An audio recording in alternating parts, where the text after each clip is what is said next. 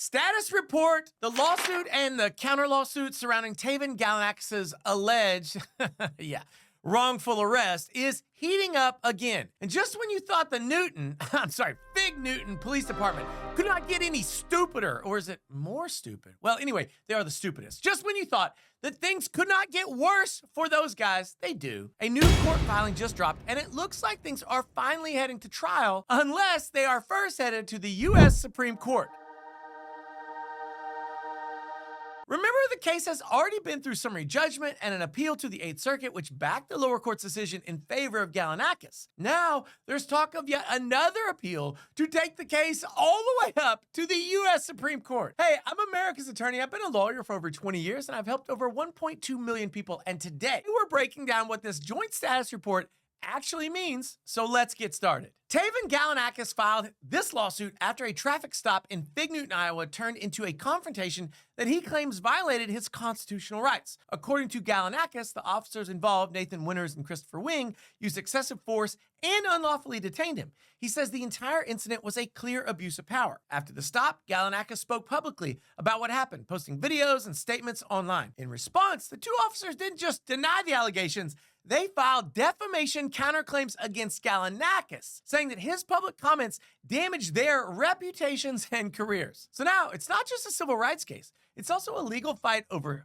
free speech and who has the right to call out the police and what can they say. Now, I've covered in depth the major moments in this litigation, like the defamation counterclaims filed by the arresting officers, the summary judgment that was ordered by the judge and then upheld by the 8th Circuit. So if you want more details about those milestones, you'll have to go check out those other videos, but make sure you make your way back to this video for this update, because the new status report gives us a behind-the-scenes look at where the case stands today and what is coming next. First, the report confirms that both sides have been in communication with each other and are preparing to move toward trial. They've submitted a proposed scheduling order and a discovery plan, which basically lays out the entire timeline for how the case will proceed. But here's the big reveal. Because of scheduling issues and other pending actions, the earliest they expect the case could be ready to go to trial is March of 2026. That's still a long way off. I mean, we got Winter Olympics before then. You know, curling, ski jumps, and whatever that is.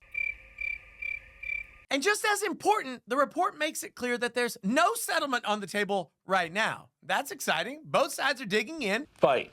That means that this case is likely headed for a full-blown courtroom showdown.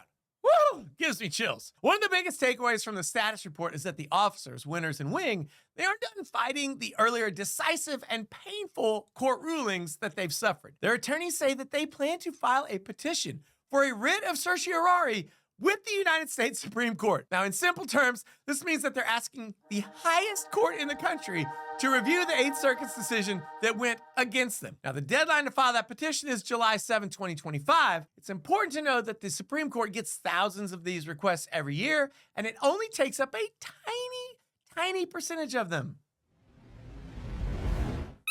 What do I mean by a tiny percentage? Well, recently, they average about 8,000 petitions per year, but they only grant about 100 of them, which is like 1.25% chance of any case being heard by the U.S. Supreme Court. And actually, the trend is kind of downward. For instance, in 1975, like 50 years ago, the U.S. Supreme Court granted just over 4% of all the requests, because back then, there were fewer than 4,000 cert petitions, and they granted almost 200 of them.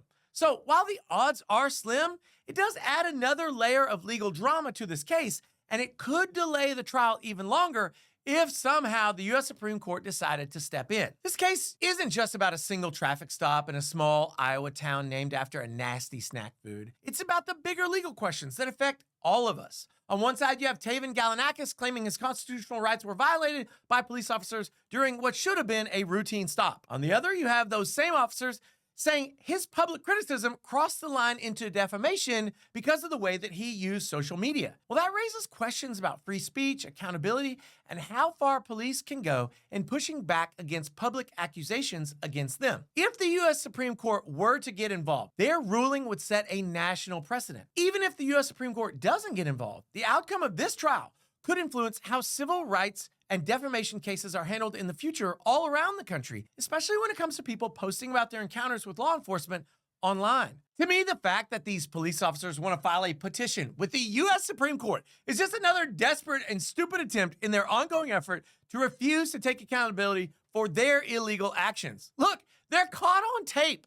The nonsense of their dispute regarding an obviously unlawful arrest further erodes public confidence in the integrity of law enforcement, or what's left of it. It's a shame to me that they can't see the wisdom in conceding that this one arrest was outside the range of what should be considered normal and is something that they should not continue to defend. People make mistakes, even police officers. I understand that the officers didn't like Tayvin, or they got worked up, or they're just trying to hit a quota, or there's some other reason that they violated his rights. I get it. Mistakes happen. But it's not a mistake when it's years later and you're still refusing to take accountability for your own stupidity. I am confident that the U.S. Supreme Court will deny their appeal, and these officers will have to face a jury of competent and engaged Iowans who are not going to put up with the nonsense of the stupid irresponsibility of this police force and its refusal to acknowledge its own shortcomings. Right now, the clock is ticking on whether the officers will follow through with their proposed Supreme Court petition. If the court declines to take the case, which is what I'm betting, then things will move forward toward trial. According to the status report, the earliest that the trial could realistically happen as far as the parties are concerned is March of 2026. Although, to be fair, it's not like the judge has agreed to have the trial then. Between now and then, both sides will finish discovery, they'll prep witnesses, and they'll get ready for what could be a pretty intense courtroom battle. Unless there's a surprise settlement, which the filing says isn't likely, then this case is going to be decided in front of a jury. With a possible Supreme Court appeal on the horizon and a trial date tentatively set for 2026, there's still a lot to unfold. But you already know that America's Attorney is going to cover every filing that you need to know. So why don't you go ahead and lawyer up with me, America's Attorney, by hitting that subscribe button. It's down below. And while you're down there near the button, please drop your pro se opinion in the comments. What do you think of the officer's intention to appeal the Eighth Circuit's ruling on summary judgment to the U.S. Supreme Court? Do you wish, if the case goes to trial, that we could live stream it? Let me know what you're thinking. I'll be back soon with more legal breakdowns. You won't want to miss it. And I will see you then. To refuse to take accountability, and you're still refusing to take accountability, I can't. Courtroom showdown like we want. Nope, I ruined that. All right.